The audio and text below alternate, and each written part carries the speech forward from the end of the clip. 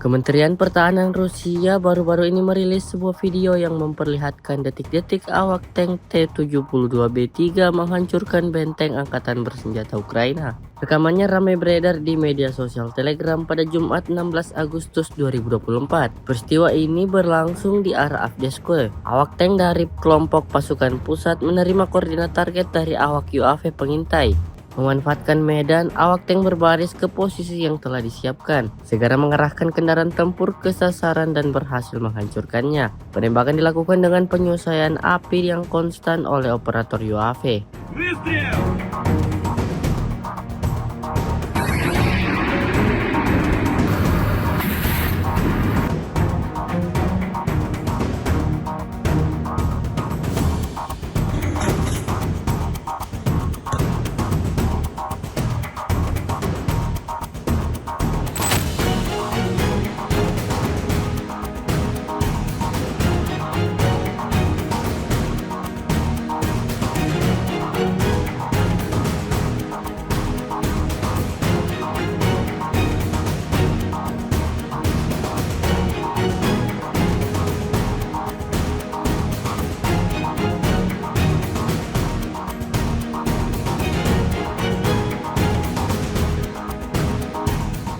Download Tribun X sekarang, menghadirkan lokal menjadi Indonesia.